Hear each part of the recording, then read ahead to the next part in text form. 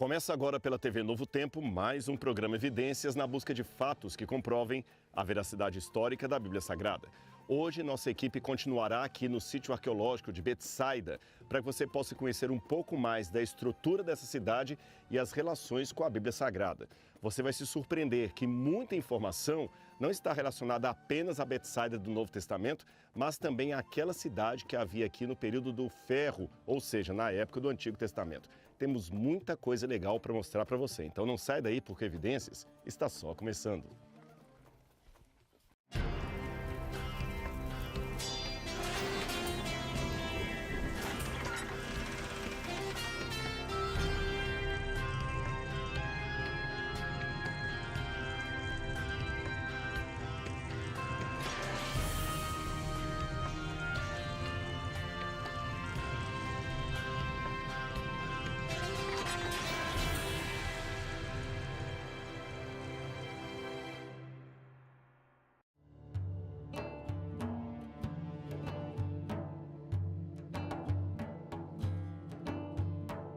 De volta com o programa Evidências, mas eu não gostaria de entrar no assunto de hoje sem primeiro dar um presente para você. Olha, eu trouxe esse exemplar do Brasil para mostrar para você aqui em Israel o que nós preparamos com muito carinho para você e sua família. É um presente da Novo Tempo e dos Anjos da Esperança. Eu estou falando do Guia de Estudos Evidências. Aqui tem muitos assuntos importantes a respeito da existência de Deus, da veracidade da Bíblia Sagrada e muito mais. E você pode receber um exemplar deste gratuitamente em qualquer lugar do Brasil. Aliás, você sabia que a TV Novo Tempo tem a maior escola de estudo bíblico do mundo?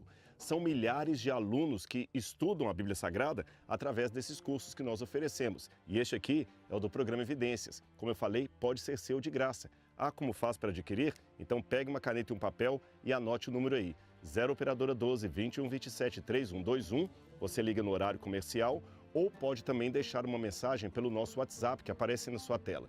Se preferir também, você tem um QR Code aí no cantinho que você pode usar ou também na página biblia.com.br. Mande uma mensagem para a gente, quero enviar um exemplar deste para você.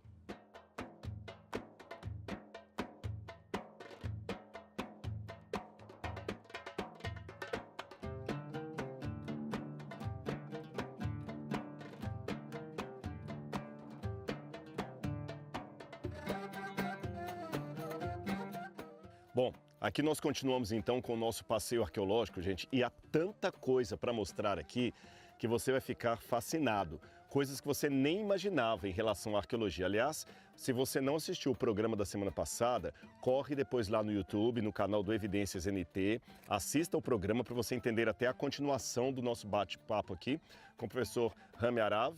Ele estará conosco de novo e, além de assistir, se inscreva também no canal do Evidências, tá bem? Então eu tenho um professor aqui comigo. Muito obrigado, professor, por estar conosco novamente.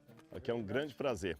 Professor, nós sabemos que no 8º século a.C., os assírios vieram e destruíram grandes partes aqui do norte de Israel, não é isso? A gente sabe até que em 722 a.C., Samaria caiu, houve toda uma deportação dos israelitas aqui do Reino do Norte. E tem uma passagem da Bíblia que menciona isso de maneira mais específica, inclusive com o conquistador, que é Tiglat-Pileser, um dos homens mais terríveis de acordo com a narrativa bíblica. Eu vou ler para você em casa a passagem aqui. Eu estou falando de 2 Reis, capítulo 15, versículo 29. Diz assim: Nos dias de Peca, rei de Israel, Tiglat-Pileser, rei da Assíria, veio e conquistou Ijon, Abel-Bet-Macá, Janoa, Quedes, Hatzor e as regiões de Gileade e da Galileia, toda a terra de Naftali, e levou seus habitantes para a Assíria. Quando a gente pega o mapa da região, todos os lugares que eu mencionei estão realmente no entorno de onde nós estamos. Nós temos aqui evidência de que os assírios vieram e destruíram essa cidade no 8º século a.C., conforme diz a Bíblia, falando especificamente de Tiglat-Pileser? Sim, nós temos a evidência da conquista da cidade por Tiglat-Pileser. Ele queimou a cidade e ele também queimou uma grande quantidade de grãos, em que foi feita a datação por carbono e deu exatamente a mesma data, 732 depois de Cristo. Mas também o que descobrimos é que Tiglat-Pileser III queimou a cidade em uma temperatura bem alta. A temperatura era tão alta que o segundo e o terceiro andar colapsaram onde estamos agora. E quando caiu, se tornou o que chamamos de clinker, que é um tijolo queimado e que se tornou duro como uma rocha. Mas era um tijolo originalmente. Nós temos esse e esse outro. Nós vemos o resultado da alta temperatura nessa pedra e naquelas outras ali. Gente, isso é incrível mesmo. Você está vendo, era um tijolo e ele foi totalmente consumido e você vê que virou quase que uma pasta misturado. Aqui a rocha também, você tem a marca do queimado muito clara aqui, né? Qual foi realmente a temperatura que o fogo chegou?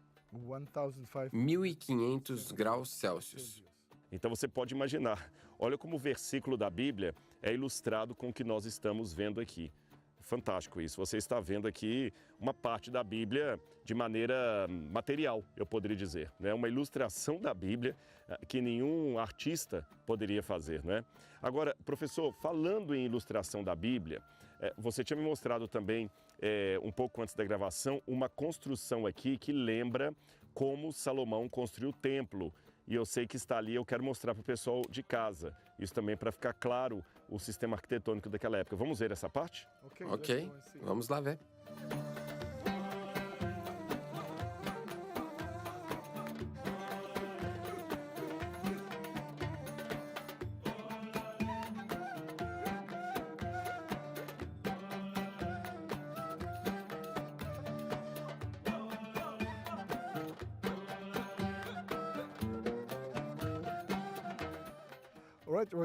Certo, Rodrigo. Nós temos aqui exatamente um exemplo do que é descrito na Bíblia, de como o rei Salomão construiu o templo.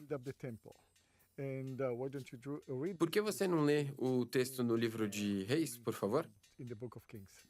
Aqui eu vou ler porque faz sentido realmente o que a Bíblia está descrevendo em relação ao que nós vemos aqui. No livro de 1 Reis, na verdade, capítulo 6, versículo 36, fala que quando Salomão foi construir as paredes do templo, e bom, em primeiro lugar a Bíblia fala que ele mandou trazer cedro do Líbano. E fala que ele sempre combinava, depois você pode ler na sua casa aí a Bíblia, cedro com pedra, cedro trazido do Líbano. E aqui no capítulo 6, verso 36 de 1 Reis, diz assim: também edificou o átrio interior de 3 ordens, quer dizer, 3 carreiras, não é isso? 3 ordens de pedra cortada e uma ordem de viga de cedro. Exatamente o que nós temos aqui, né? Os 3 e o cedro. Exatamente. Então é lógico que essa madeira aqui é moderna, mas quando eles escavaram que eles encontraram madeira nessa parte aqui, e você tem realmente, ó, a parte de baixo aqui, vamos contar comigo, ó, 1, 2, isso aqui seria apenas como se fosse um reboco, né? Um reboco não, um cimento. Então 1, 2, 3, madeira. 1, 2, 3, provavelmente madeira. Então você vê que o estilo arquitetônico aqui é o mesmo da Bíblia. Aliás, deixa eu perguntar para você em casa. Você já poderia alguma vez imaginar que a arqueologia oferece tantos detalhes assim que nos ajudam a compreender o texto bíblico? Isso aqui é formidável. Mesmo que você estude bem a Bíblia, eu tenho certeza que a maior parte de vocês jamais pôde compreender ou prestar atenção nesse detalhe tão aparentemente ínfimo. 3 carreiras ali de pedra, uma de madeira. E é justamente isso que nós temos aqui. São esses detalhes que mostram que a Bíblia está descrevendo uma história real. E, professor, eu tenho que confessar que enquanto a gente estava conversando aqui, o meu olho arqueológico já estava num pedaço de objeto que eu vi aqui e que me chamou atenção, que parece um pouco de barro, mas está emoldurado. O que poderia ser isso aqui? Eu sei que é original, que é coisa bem antiga. O que seria isso aqui? Sim, essa é parte do teto e você vê as ranhuras, tinha barro em cima disso e fazia parte do teto entre o primeiro e o segundo andar. Nossa, isso é incrível, viu? Então você está vendo aqui, olha, a gente fica imaginando quais foram as pessoas que viveram debaixo aqui desse telhado, não é isso? Desses lugares todos, vou devolver lá para o lugar onde eu achei. E a gente vai aos pouquinhos construindo a história da Bíblia Sagrada. Mas eu sei que o professor Aravo tem mais coisas para nos mostrar lá, né? Então vamos continuar o nosso passeio arqueológico aqui pela possível cidade de Betsaida, porque quase certamente aqui foi o lugar daquele antigo sítio arqueológico do Templo do Novo Testamento. Mas olha que ainda estamos lá atrás, ainda na época do ferro. Ainda tem mais coisa para mostrar para você. Vamos lá, professor?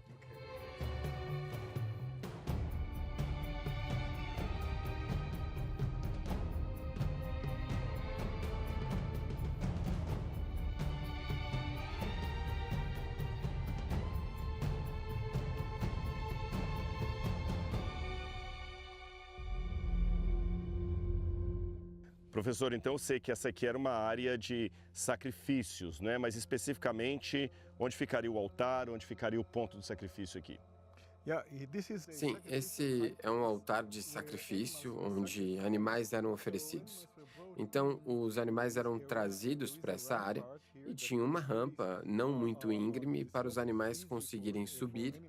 E aqui nessa área, eles faziam os animais se agacharem e os matavam e os sacrificavam.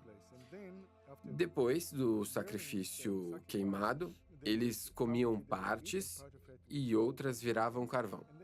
Eles pegavam todos os ossos e colocavam em um fosso ali atrás. Encontramos um fosso de 3 metros cheios de ossos de animais sacrificados.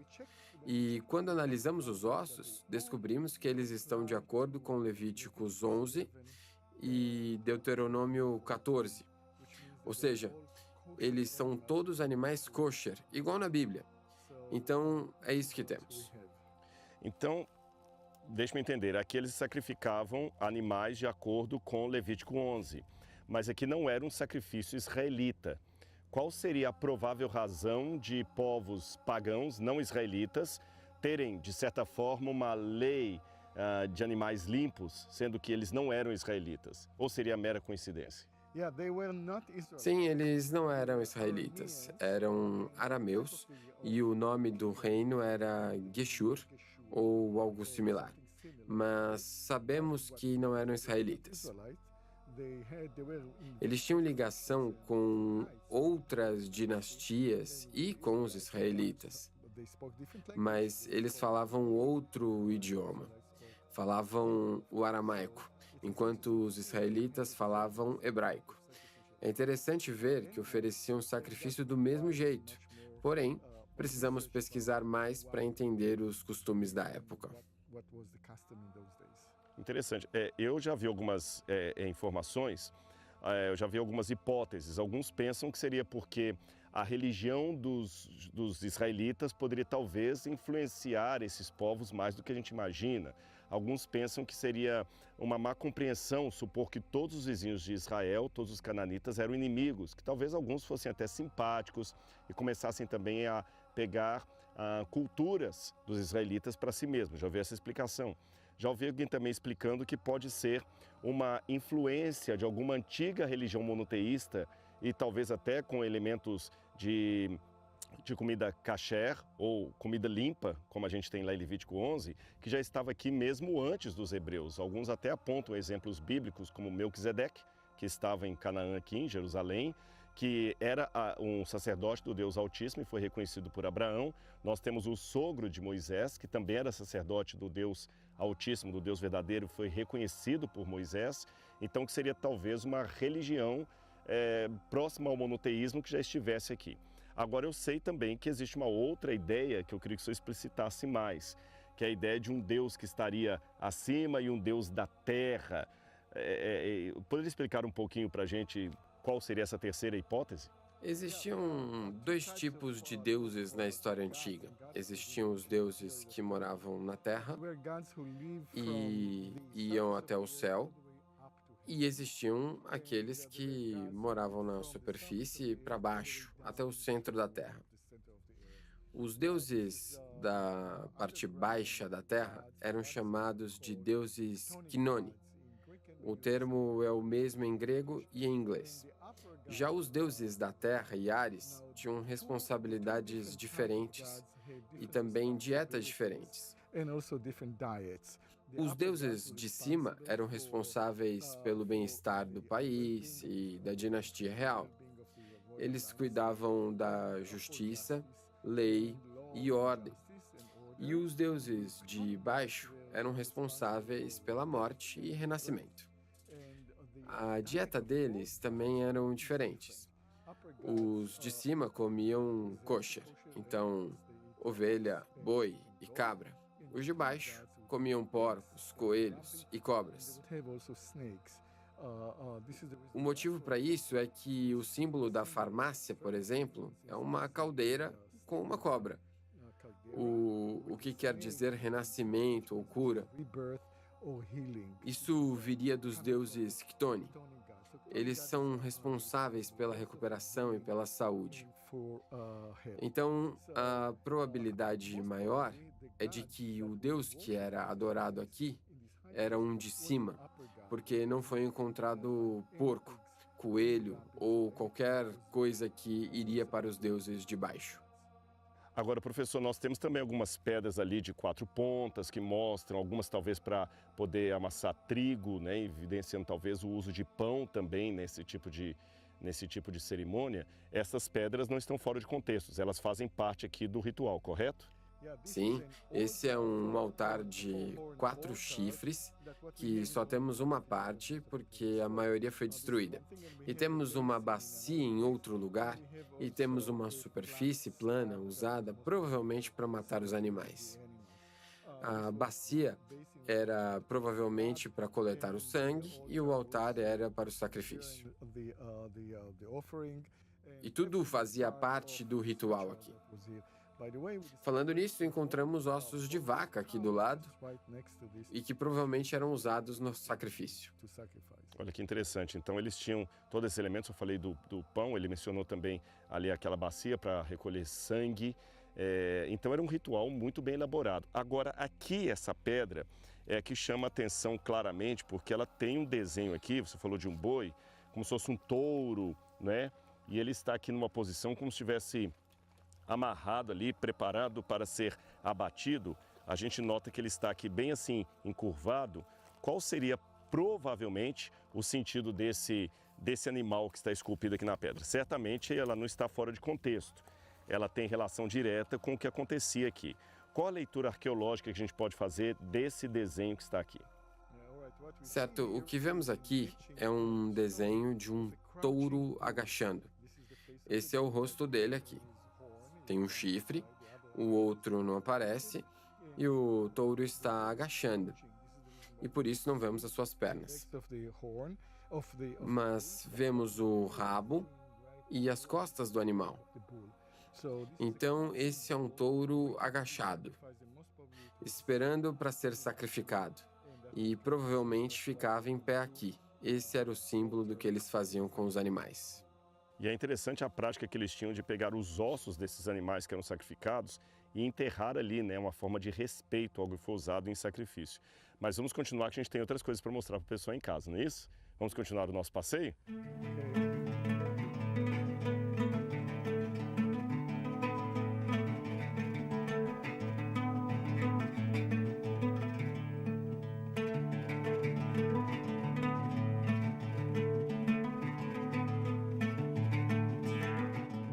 Agora, o melhor lugar para passar do período do Antigo Testamento para o Novo Testamento, para a época de Jesus, eu acho que é este aqui. Por quê?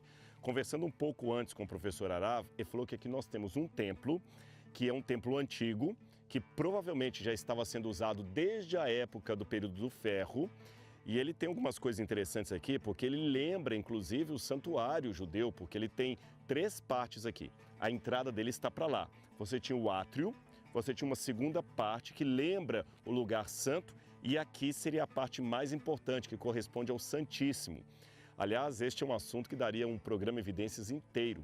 As semelhanças arquitetônicas entre o Santuário do Deserto, o Templo de Salomão e outros templos que havia aqui na região de Canaã.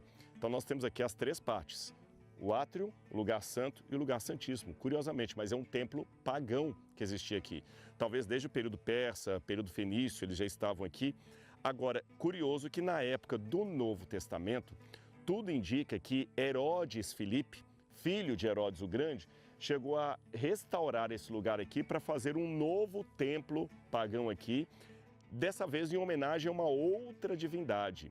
Quem poderia ser esta divindade? Seria Iulias. E quem foi Iulias na história, professor?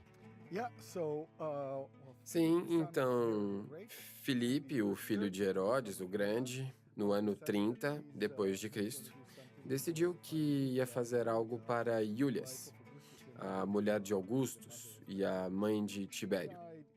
Ela morreu no fim do ano 29.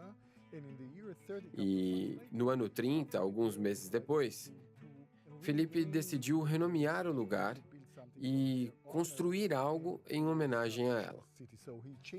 Então ele mudou o nome da cidade, de Betsaida, para Iulias, e fundou aqui um templo que nós descobrimos.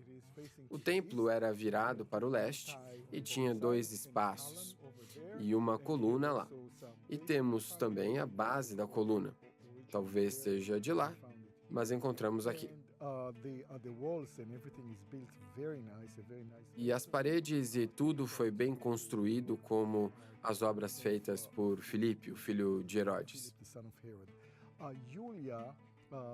Iulias, a mulher de Augustus e mãe de Tibério, queria ser identificada como Ceres, a deusa da fertilidade e também que representa a revitalização da natureza. E ela vinha na primavera para se relacionar com a natureza. Essa era Iulias. Então, Augustus, o esposo dela, era o príncipe da paz. Ele fez parte do período da Pax Romana.